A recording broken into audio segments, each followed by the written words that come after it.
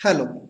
In this video, we'll be talking about how to host the learning management system. We have already covered what a learning management system is, and I request you to please revise what the major components are required to host the learning management system. Just to review, I'll say that we just saw in our previous lecture that installing the Moodle platform requires three major types of software on the server. One of them is Apache, the web server, MySQL, the database, and PHP for building the front end of the website. Please note that don't get overawed by these terms because in running a Moodle server and a big blue button combination, you are not going to need to know any technical details of these terms which I use now. That is, you don't have to directly work on Apache or MySQL or PHP. And you also don't need to explicitly install them. They come installed in the server that you would be buying. So you would not have to do anything, but of course you need to be aware that these things exist. Okay, so just a basic run through of how websites work. All of you, you know, remember phone numbers, right? We make a note of phone numbers in our diaries and mobile phones. And earlier, when we had to call somebody, then the only way to do that was to dial in the number. But now it's different. When you call somebody with a mobile phone, you just type his name and the call goes to that person. So this is basically that you have mapped the phone numbers to a person's name in your mobile phone, and all you need to remember is the person's name and not his number itself. So websites work in a pretty similar way. So when you type in thehindu.com, then although you type in hindu.com, your computer is actually taking you to this website 104.18.12.153. So this set of numbers is called the IP address. So this IP address basically uniquely defines a website. And when you type in the hindu.com, then there is automatically a service called the domain name server. So these are basically like online telephone directories. So what they do is that although you type in the hindu.com, your computer sends this hindu.com to the nearest domain name server or DNS. And this telephone directory tells you, okay, tells your computer that hindu.com is actually 104.18.12.153. Then your computer remembers this IP address and it always takes you to that website whenever you type in hindu.com. So that's how it works. So the first thing that you need to do to set up your website is quite obvious. I think you can answer this question. The first thing to do is that you need to purchase a domain name. Like for example, IRMI's domain name happens to be www.irmi.in. So that's the first step. And the second step is to buy the server. And then you create a link between the server and this domain name. And that's all. You're ready to go. Okay, so what exactly is this server? A server basically can be any computer. Once upon a time, you needed to have specialized computers called servers. Even today, of course, if you want to run a website on your own, it's advisable to invest in a server. But typically, what happens these days is that there are a lot of companies which rent out these servers. So it's much cheaper to get the server from these companies rather than to have a server of your own. For example, if you were to check out the prices of a server of your own, then a decent server would cost you upward of 1 lakhs. That's a lot of money. And also you would have to spend a lot of money in making sure that the server remains protected from virus attacks. Server administration is not an easy task, so it doesn't make sense to have a server of your own. And so what happens is that there are companies which maintain these servers, they rent it out to you, and the better technique is to rent out a server from them.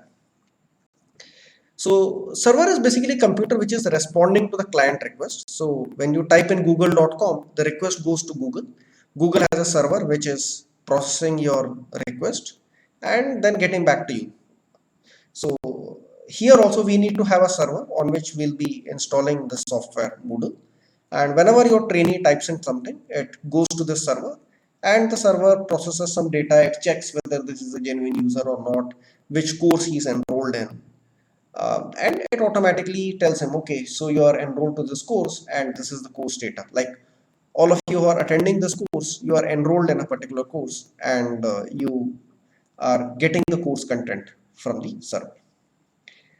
And there are three major types of hosting. I'll just show you on one of the web hosting companies' website also.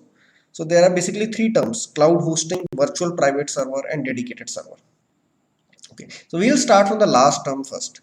As I just explained here, a server is a computer which responds to your requests.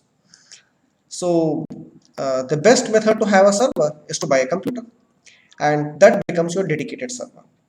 Now, if you were to buy a dedicated server, it costs a lot of money. And even if you need to rent it out from one of these companies like say BigRock or GoDaddy, you can choose any company that you deem fit. There's no not much to choose in that. And I will not be recommending any specific company in my lectures. So this dedicated server, it costs a lot of money. I'll just show you on their website also. So it becomes a pretty expensive affair to have a dedicated server. The cost can be upwards of uh, a lakh per year only for rental costs. It's quite expensive. So that's not justified unless you are running a site like say onlinesbi.com or indianrailways.gov.in or maybe a website like Amazon or Flipkart, then it's justified, but otherwise it doesn't make sense. The other option is a virtual private server. What this means is it looks like you have a private server, but in reality you don't have a private server. You don't have a server of your own, but the software which is running on the company's side, it makes it look like you have a virtual private server. So this is a decent compromise between a dedicated server and the other option of cloud hosting that we will be talking about. And please note that this big blue button software, it requires a virtual private server. This is very, very important. You cannot set up a big blue button server without having a virtual private server. In fact, when we talk in detail about the big blue button, then it will be clear that big blue button is actually best run on a dedicated server. But since dedicated servers are quite expensive, they call it the bare metal server. So the decent compromise is to go in for a virtual private server. Then the third option of cloud hosting, what it means is that there is one big computer, which is the server, and on that a lot of websites have been hosted. Lot of websites. See, there are only a few websites like Amazon or Flipkart which get a lot of traffic. Majority of the websites don't get much traffic. So the idea is that in one large computer they have made small amounts of space for a number of websites, and all these websites are running parallelly on that same computer. So obviously this is the cheapest option of all. And for hosting Moodle, it's sufficient to go in for cloud hosting. Okay, so now I'll be just showing you BigRock's website. I just randomly chosen BigRock. IRMI happens to have a website with them, but you are absolutely free to choose any other company that you deem fit. So the moment you log in, here you see that there's a big banner, online starts here, and you have these things .com, .net, .in. So this is basically the domain names. This is an essential requirement. You need to buy this. This gets renewed on an annual basis, and the costs are not high. As you can see, you can buy domains for as less as 199 rupees and even for 799 rupees. I would recommend that you go in for .in or .com domains.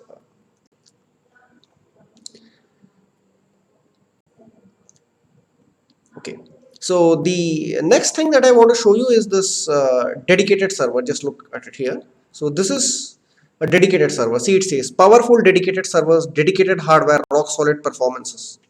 But you can see the price. It starts at 6,999 per month. So that's a lot of money. So it's an expensive affair if you want to go in for this.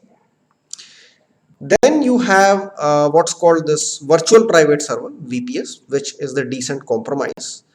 So you can have servers either in US or in India. Please keep in mind that US servers are typically cheaper than India servers, but the response of India servers is going to be a little better. Okay, and having a server in US is fine. Of course, it's outside Indian borders, but yeah, that's a reasonably safe country to have your servers in. So there's no issue in that.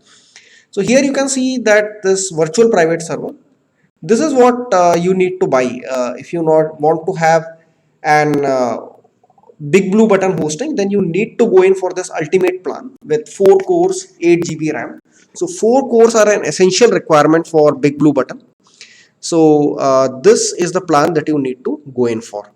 You may decide to make a note of it. These are the specifications: 4 cores, 8 GB RAM, 120 GB hard disk, and that costs about 2,200 per month if you go in for a 3-year plan. So that's quite affordable.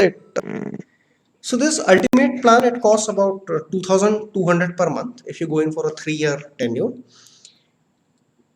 If you go in for a shorter tenure, then well, it might be more expensive. You can click here, you can see that the yearly cost is 2,400 per month, and this cost is exclusive of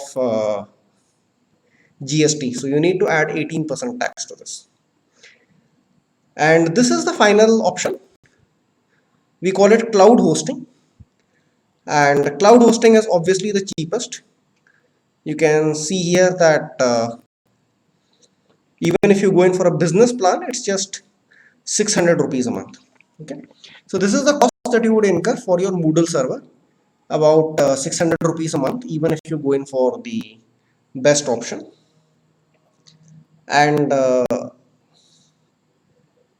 so just to reiterate, you need to buy a domain name, you need to buy a cloud hosting for Moodle, and you need to buy a virtual private server. And in the virtual private server, make sure that you buy the ultimate plan. Thank you.